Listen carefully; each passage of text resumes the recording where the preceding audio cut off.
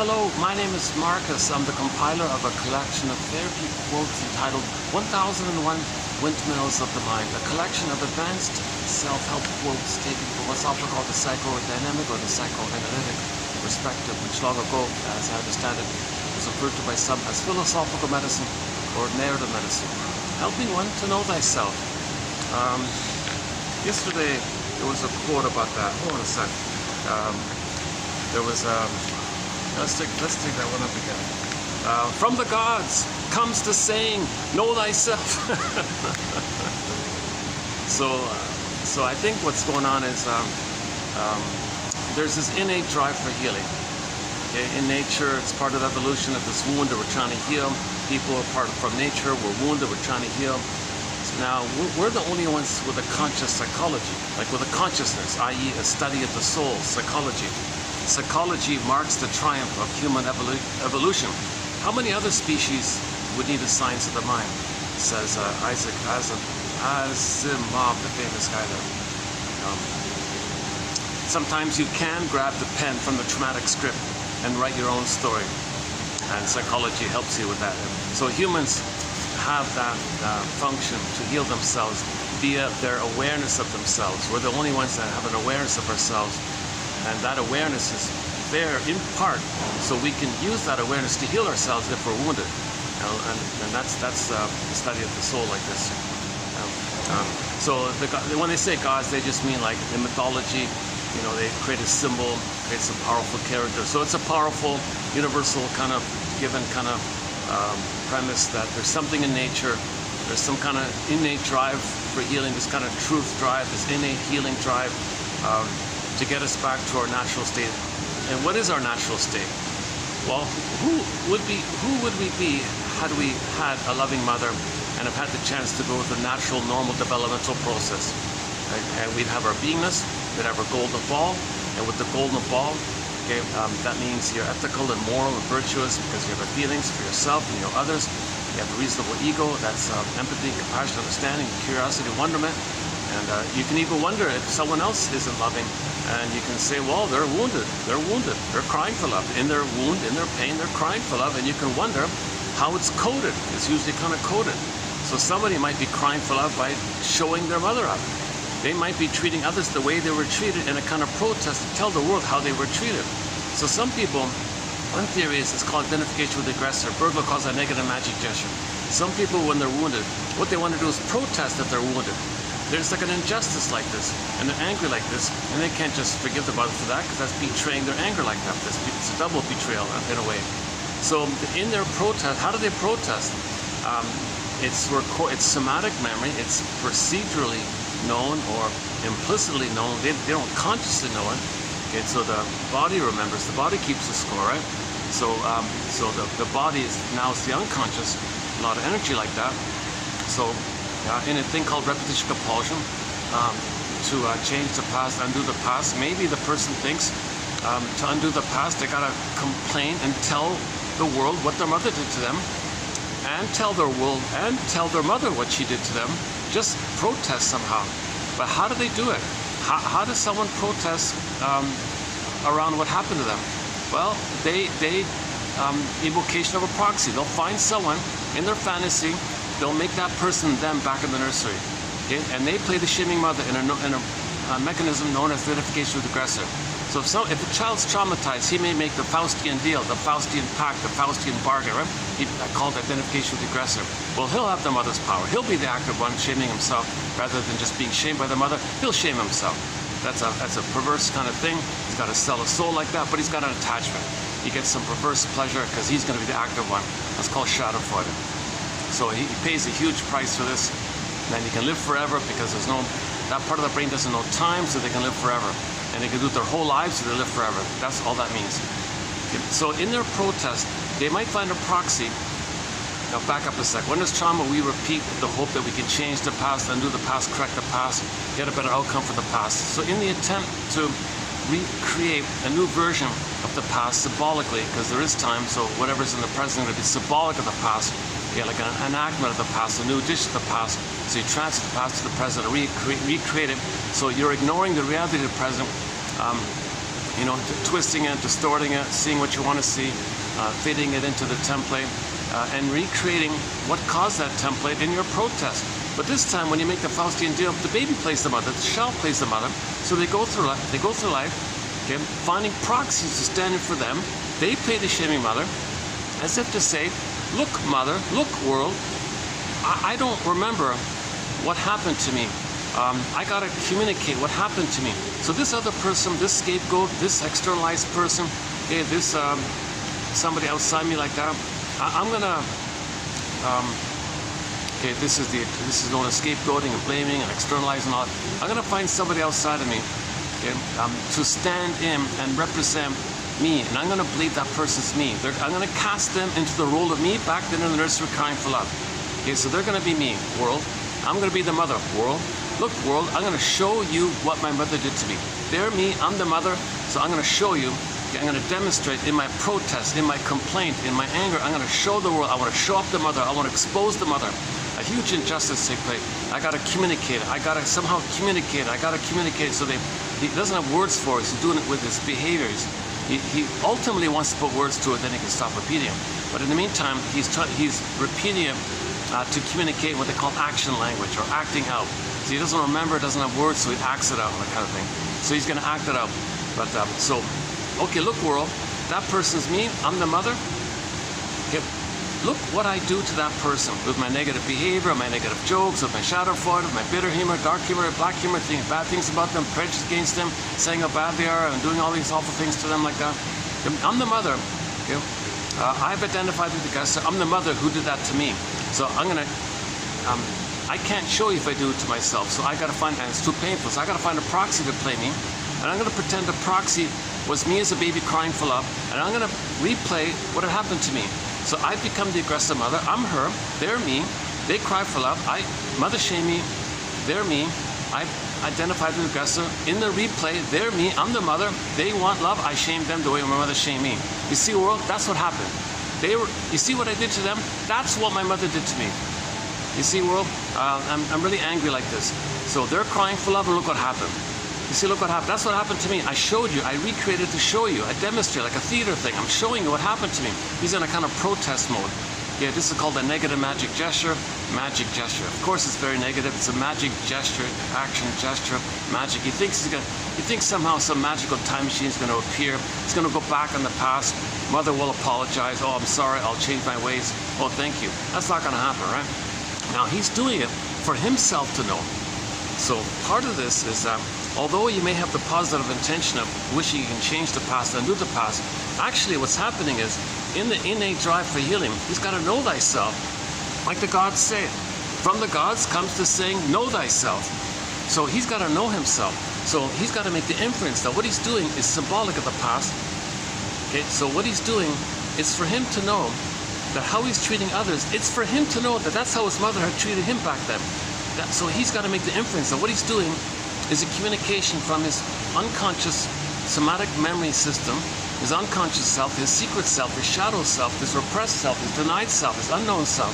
Okay, the one who walks with him who's not like him, who is him. Someone's living his life, he knows nothing about him. In literature is the motif of the double character. So everything you don't know about yourself, create a character that's called the double like that, or your unconscious self. So the unconscious self like a puppet master. This traumatic script, this grouped in repetition, it's all the energy's there, your investment's in there, a lot of pain is in there, it's timeless in there. You can't let go of the past because the baby has certain needs to develop in a developmental process. If he doesn't get those needs met, he's terrified and frozen. He's stuck there with that pin, the thorn like that, and the pin. And the pin goes in the collar, it feels numb. Yeah, I'll get to that in a minute.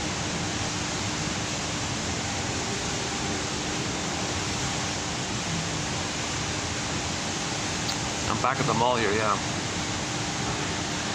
The last couple of videos weren't bad at the hotel place with the nice, with the bag and with the cherry blossoms in the background and the nice bluebirds in the background.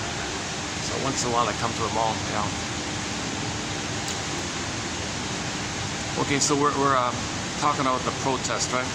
No, we're talking about how the person is trying to know himself.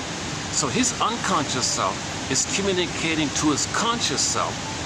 Now think about, pause for that image. The unconscious, the metaphor, it's in the water. Okay? Now when your conscious up into your air of awareness, light of awareness in the air like that. So think about the duck. The duck could walk on land, swim in the water, fly. We all know that, right? The ducks can walk on land, swim in the water, fly in the air. That's a powerful image, I think, for healing. Because we gotta live like the duck in these various worlds. We gotta live in these three worlds. Okay? And the middle, and the land one whole is the sort of the mediator bridge one. And we want to make the unconscious conscious. So we want to dive into the water, bring up some contents, bring it up to the air, catch it, and eat it. So the duck might go in, maybe catches, I don't know, does he catch a fish and throw it up? And maybe Rapunzel's better. You pull up the rampion, the radishes, in German it's called Rapunzel. It's in the ground, dark, shadow, dark, can't see it, witch's garden, dark. You got to pull up the rampion and bring it over the fence, and you integrate, reclaim what was yours. It was yours, you lost it, want to get it back. You had it, you lost it, want to get it back. So you had it, went to unconscious, you want to make it conscious, kind of thing. So that's the idea. We got to live in these two kind of worlds, unconscious and conscious. So when we're repeating, that's our unconscious self, saying to our conscious self, hey you, hi there unconscious self, how are you? Well, I'm trying to get your attention. Well, I'm all ears, what's up? Well, you see what you're doing? Yeah, that's kind of strange. Well, why am I negative? Why am I so cynical and bitter and negative towards others? I don't get it. Why am I always like a grievance collecting and finding fault with everybody all the time? Why am I criticizing somebody all the time? Okay, good. I'm glad you noticed that. Okay, I'm doing it. I'm the puppet master. I'm making you be negative and sarcastic all the time, and with all your negative philosophies and rationalizations and negative jokes and crude jokes and infantile, petty stuff. I'm the one doing this. Yeah, why are you making me so negative like this? Well, I'm trying to tell you, I want you to make the inference. I'm communicating to you that those people you're shaming are a representation of you. Me? You mean I'm shaming myself? That's right. You're shaming yourself. And why might I do that? Because I'm trying to communicate that your mother shamed you and you're acting like her. I mean, I've become her and others are me, and I'm shaming them to replay how my mother shamed me, so I shame others to know that my mother shamed me. Now you're getting somewhere. I got another question for you, unconscious self. Yeah, please. After I shame these people, sometimes I hate them. Why do I hate the ones that just shame? I don't get that. Okay, well, there's a famous quote. Traumatized men hate whom they hurt. Yeah, what's that about? Okay, in the primary mentation conscious mind, in the baby, in your brain, in the unconscious brain, in your brain, in the person's brain, in the unconscious brain, it's called primary process thinking, primary mentation. In this primary mentation, okay, like Alice says, left is down, left is right. It's mad in there, the cat says. Things can flip-flop and shape-shift and morph, and that turns into that becomes that. No time. And okay, so the baby, so when a baby's one with the mother, they're one with the mother. The memories, they're fused, they're one. Okay, so you are the mother. Okay, you make others play you, and you shame them. But the truth is, you are angry at your mother. But the thing is, you are her, so how do you express your anger at your mother if you are her? So what you do is you do magical flip-flopping. When you're shaming yourself in the proxy, and as you're shaming the innocent person, your innocence, you put it onto them so you don't feel it with them.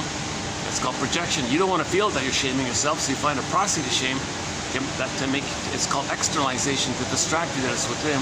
As you're shaming another person who's you, at the same time, on another level, hocus pocus, auto-hypnosis, double focus, at the same time on another level, you think the one you're just shaming is your mother hurting you, and now you play yourself angry at your mother. Whoa. Okay, thank you, unconscious. Yeah, okay. Okay, I'll think about it. Yes, so this is the innate drive feeling to me, the unconscious conscious. The unconscious, yeah, I see. So I'm treating others the way the mother treated me, so I should consciously know that my mother didn't love me. That's right. Your conclusion is, you got to make the conclusion, you got to discover on your end that mother didn't love you, and you were in so much pain. You were in so much pain by this. She was misattuned, malattuned, she was impaired, she was repeating what happened to her. Okay, she was bitter, bad mood, whatever was going on with the mother. She couldn't love you, she couldn't meet your needs, and you were in a lot of pain. And what you did was you made the Faustian deal. You made the Faustian bargain. Oh my God, really? Yeah, so it's called identification regressive. You became her, and you shame yourself. And you think it's better than, you can get some little fake, perverse pride like this or something. You were desperate to think that you're not always the victim, that maybe you could be the active one or something. but the cost is you got to shame yourself.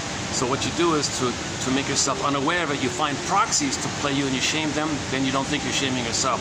And then you become addicted to it, okay, because you maintain the blissful oneness of the mother. The self and the object are one. You see, conscious, when a baby is one with the mother, the baby's in a blissful oceanic feeling, oceanic bliss, oceanic oneness, this blissful oneness kind of feeling. And that's still going on, you see. And the pain of it all, well, the proxy plays the pain, and the rest of the pain you numb over in a swoon. In a swoon, Emily Dickinson says there's a pain so utter, it swallows substance up and the person goes in a swoon. Even I'm doing this like in a hypnotic trance, that's right, you're doing this like you're hypnotized. So we gotta read so please read the book Awakening the Dreamer by Philip Bromberg, and his other two books, Shadow of the Tsunami and Standing in the Spaces, and while you're at it, read Elizabeth Howell's book, The Dissociative Mind, and recently, and also Narcissus in Wonderland by Allman and Paul, might be a good place to start. Oh, and Narcissus, Narcissism Trapped in the Mirror by Elaine Golem and her follow-up sequel, Unloved Again, and Kimberly Harding's little book, You and the Narcissist. Okay, conscious self, that's a good place to start. Okay, thank you, unconscious.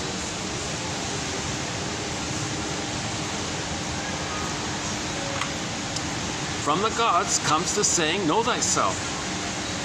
So we want to respect this natural nature's drive for healing and cooperate with it. Now, we don't heal unconsciously, like a tree heals unconsciously, or an animal licks his wounds unconsciously. We're the only conscious ones. We're the only hominid that grew the cortex. We're the only ones. Only one hominid grew the cortex. Homo sapien, that's all us. Only one hominid. So we're the only one that grew the cortex. Okay? And it seems to be that part of that is that we need the cortex to be conscious, to understand now what we couldn't back then. And if we can understand now and build the ego, build the basket, build the catchment, build that adult mind, the ego mind. It's kind of like the metaphor is the ark. Robert Bly thinks the ark, the Noah's ark. The ark is kind of like the adult mind, keeps you afloat on the water. So you want to build the adult mind, stay in the present. You see, if you're stuck in the past, repeating the past, then you don't got the ark. You're in the water like that, so to speak. You're just doing it unconsciously. Your unconscious swamps you over. You don't know what you're doing in the present. So you want to build the ark, hold the ark, maintain the ark, build the ego, strengthen the ego. Okay, let's build the adult mind. And you want to stay conscious like that. Then you can build the basket, the ark, like a container, like a boat, like a container. Okay, you want to build that, and it gets to a point where if you can kind of piece together your story, understand what you couldn't know, then you can hold your feelings. Then you can hold, and maybe in the ark, and then maybe okay, the next turn the page. Then maybe the phoenix rises, and you get back your feelings, and the pin pops out. So just quickly, we're discussing also the most recent fairy tale we've been discussing. Part of the reason I'm talking quickly, not just the caffeine, is my camera's freaking out on me. I only get internal storage now, which is only around 2.5 hours, just barely. I used to be able to cross over to the memory chip. Now it's not compatible. Although if I have the 2 hours in the internal storage, I can then transfer it over and do a part 2 kind of thing. So I might do that, or just cram it in all in 2.5 hours. So I've been doing that lately for the past week. So I'm kind of eager to see if I can maybe try to do these videos within 2.5 hours. Sometimes they stretch out to 6 or 7. I'm kind of eager to share the knowledge. It's hard to find these quotes. It's getting even harder and harder to find them. Okay, digital libraries are under attack. Okay, all these famous big publishing names, they're attacking digital libraries. They're way in the wrong. It's not about that. They want people to be ignorant and dumb, so to speak, so their clients can use propaganda against you, sell things to you, make you believe things, brainwash you, control you. Like if you don't know, if you're not aware of yourself, if you're aware of yourself, you're immune to that stuff. But they don't want you. They want to be able to have influence over you and tell you something that's related to your fantasy, and you don't even know you have these fantasies, but they know. So it's hard to get Like even Masterson, a very respectable doctor, wrote several books, you know, in the 80s mainly, and the 90s, yeah, 80s and 90s mainly. And so those books are unavailable. One is available called The Search for the Real Self, very good book. But see, before it was all available, and likewise with a lot of authors. Actually, I'm going to mention David Solani. Luckily, David Solani's trilogy is available. He's got 3 books. He's sort of like a teacher of object relations theory, psychoanalysis. He's pretty good. But a lot of other books are usually unavailable, withdrawn, just, you know, whatever. And the digital libraries are disappearing. And a lot of books were you know, and the printed books are unavailable. You can't ship to your location, or to, the price is over the top kind of thing. I try to ship a Janoff book, one of the Janoff books. Oh, we don't ship to your location kind of thing. Jesus Christ, dude. Things like that. Yeah, like a lot of the Janoff books are not available. The older ones, yes, but the later ones are unavailable, mostly. So in each video we post on average 10 quotes, and with the hope that one will be of help. Okay, let's go back up here a sec. Where were we? I mean, let me stay in the main thread at the beginning.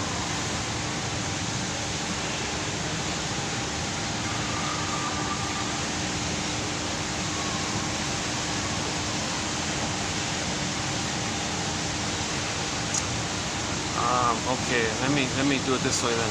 So the theory is we're all born with a beingness, an authentic self. Okay, but if the baby's traumatized, he wants to protect it. He wants to hide it. So he makes it go numb. To protect it, he makes it go numb. That's the pin in the collar. So in the fairy tale Maiden King, they present trauma. So mystic fairy tales are code for trauma, psychological trauma. Okay? They're all pictures and metaphors for psychological trauma. Okay? A person with a psychological mind, psychological body-mind system, the whole system, mind, body, soul, it's all traumatized, and that's primary mentation. So mystic fairy tales come from the primary mentation world. That's why mystic fairy tales are so fantastical, and gods can flip and shift and shape-shift and chameleon and flip-flop, and that's there, that poofs away. You got all this stuff going on. Magic mirrors, the hollow mirrors. Okay? Like the cat said, it's all matter. No normal conscious logic. The key one about it is that there's no time. There's no time in the unconscious. That's a key one. That means there's never any contradiction, because in that moment it is what it is. Next moment, well, there's only the present. Like there's no past or future. There's only the now kind of thing. Like there's no time. So that's another confusing thing about that. And the baby's dealing with images. It's pictorial. It's all imaginal. Baby's helpless. Mother's got all the power. She's like a giant. So if the baby's hurt by the mother, he thinks he's being attacked by a devouring monster that wants to gobble him up, like the Boar Queen, like the Cyclops. So which one he mean? Could be an alien, could be a guy with the horns, could be a sea monster. Okay? The baby creates a wild, fantastical image based on his relationship with the mother, and he ends up with that image, and now he's dealing with that image now. You see, that's why he can't admit that image is the internal mother. He can't admit that's his mother.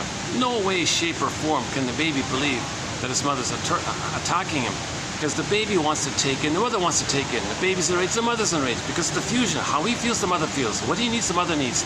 So he can't believe that the mother wants to gobble him up. No, the baby wants to take in, incorporate, internalize a positive experience of the mother, not just the food, and he needs the safety, and record in, internalize in, that kind of thing. So the baby's in that quote-unquote oral phase, so not just food like that. A bunch of people just arrived.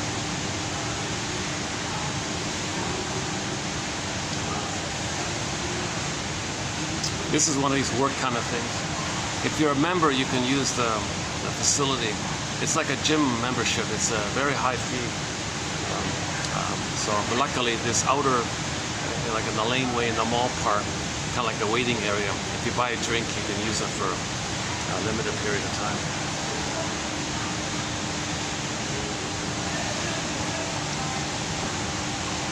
And the mall the mall Mondays and Tuesdays, the mall's kind of quietish in the early afternoon like this.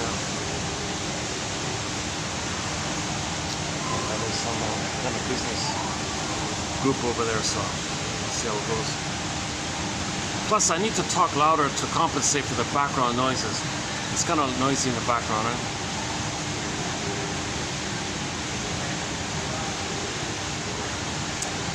Okay, so if the psychic structure needed for a mother to love her baby is what's called differentiation, that the mother is distinct from her mother, that she has an I, like an authentic I, not a false, made-up thing to deal with the pain of losing her I, the false self. She needs an authentic self.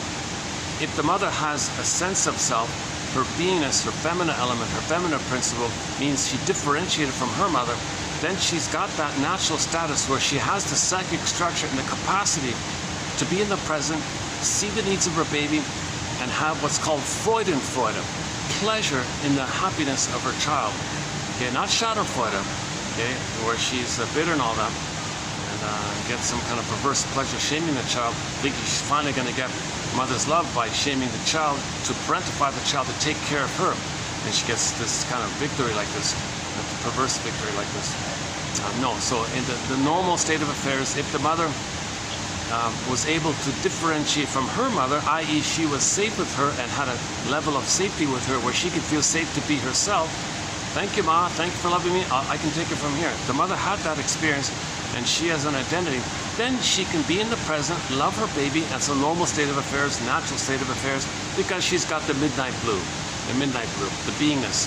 She needs a beingness, she needs an ontological self, a sense of self, a feeling self. Okay, she needs that what's called embodiment. Kristen Wilson says, if you're not in your body, you're not making sense, literally. And it's disembodied discourse that causes all these problems and dysfunction. Because if the mother's disembodied, what's she doing? She's in a swoon, because she feels empty. There's like a cavern, sarcasm. There's a chasm there. There's no beingness there. It's like a hollowed out kind of thing. So she's in a swoon, okay, like a numb. She goes like across it, around it, but she can't like be in it kind of thing. So now she's got this false self of defense mechanisms to make her unaware of the swoon. And in the false self, all she's doing is repeating what happened to her in her protest or in her relentless hope to get the love. So in the side of her where she thinks she can get mother's love, she might parentify the baby. The mother has the unconscious hope for the fulfillment of old unfulfilled needs. So she may say to the baby, baby, you take care of me, my right. I didn't get my needs met. And what does the mother do? She feels entitled to traumatize her baby, because the mother knows if she traumatizes the baby, the only way the baby's going to cope with that is to think she's wonderful. The baby's got to compensate and lie to himself. So what babies do is, it's called the famous splitting mechanism. Mother's a monster? No, that's not my mother. They hallucinate a goddess. There's my mother. And keep it separate like that, separate psychic bids called splitting. That later on leads to either or thinking, by the way, adversarial thinking, oppositional thinking, which you got to later on heal. So babies cope with trauma with the splitting mechanism. So back to this mother here. So if for a mother to love her baby, she needs differentiation. Okay. So let's say a baby has a mother who didn't differentiate from her mother. That mother, either she's going to repeat what happened to her, because of her pain and her impairment, she can't see the present because she has no identity for the present. Yes, materially she understands the present, but emotionally she's going to relate to the present as a new dish of the past, as a replay of the past. She's going to distort the present to see the present as a new replay of the past, still with the unconscious hope to get mother's love, protest to get mother's love, win mother's love, placate her, cajole her, please her, win her love, try to change the past, still in this unresolved, unfinished business with the mother, so that she can't really meet the needs of the child in the present because she's still in the past. So she transfers the past to the present.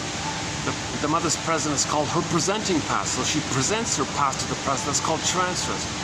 This takes place due to a phenomenon known as repetition compulsion. When there's trauma, we repeat. Because we repeat, we got to transfer to repeat. They're kind of linked like that. Okay, so if the mother doesn't have her beingness to love the baby, she's either gonna parentify her baby, okay, or shame the baby because the baby will be a proxy of her and she identifies the aggressor, or the mother's gonna hate her baby because she has a battle with her mother and she transfers her mother onto the baby and fights with the baby, thinking the baby's her mother, and she's in a battle with her mother seeing it the baby.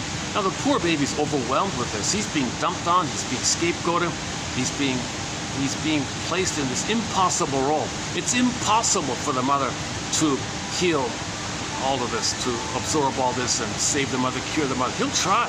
He'll try. He'll fail and feel guilty and don't blame himself, but he'll try. So baby's overwhelmed. So what does the baby do when he's overwhelmed with the mother who's doing all this? What does the baby do? Okay, first things first. First things first. Flash frozen his beingness. Okay, the image is the pin goes in the collar. So under the collar it's all flat. The jargon is flat affect. Yeah, the other jargon is athimoalexia, no feelings for your words. The variation is alexithymia, no words for your feelings. So he'll kind of go numb or flat, and the image is, in a fairy tale you create a character for your beingness. So it could be Echo. Echo turns to a statue. It could be Snow White. She's in a coma in a box. It could be Rapunzel locked in a tower. It could be the Maiden King who morphs into a swan and flies away. The feeling part, the golden ball goes down the well, and so on and so forth. So myths and fairy tales describe trauma in this kind of way. So Snow White is a personification or a picture or a symbol.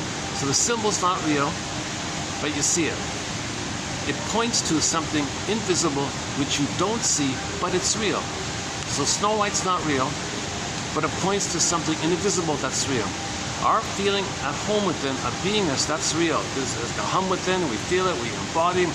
We're meant to be in this kind of embodied kind of place, and we don't see it kind of thing. So you create a picture. Oh, let's create a story for usually it's like a princess or a prince like that, and a myth or fairy tales, personification or beingness. That's a very easy one to recognize. You notice Snow White. Oh, the battery. I gotta check the battery. Oh, it's draining on me. Oh, Jesus. Oh, hang on. Oh, son of a gun. I'll know in a minute which direction it's going.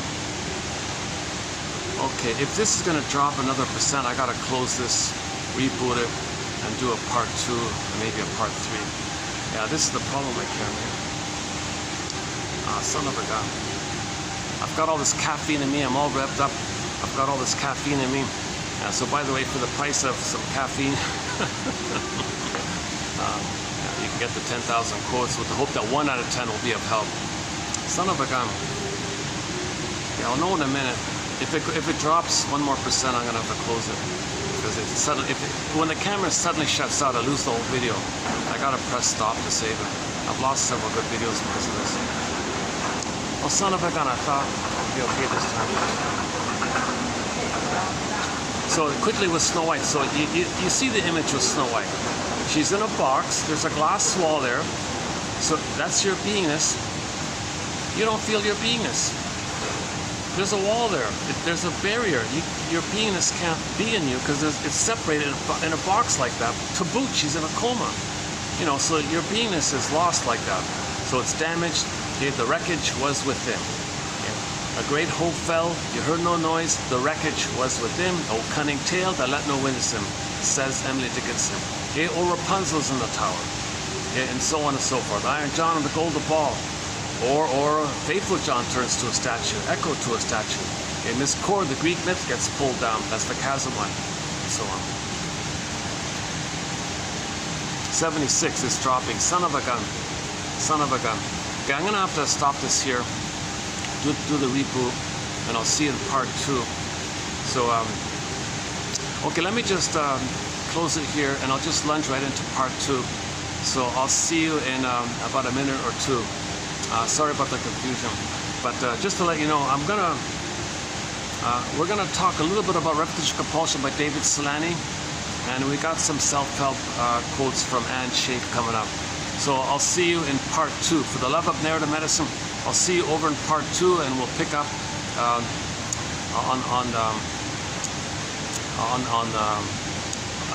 we'll pick up from there. We'll pick up from here, and we'll pick up in part 2.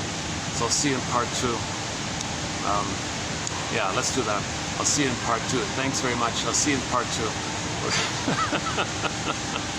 I'll see you. I don't know why I have these little anxiety moments when separation anxiety. I'm clinging, separation anxiety. Maybe when I close the video, there's like a little separation anxiety. I'm holding on, I'm clinging.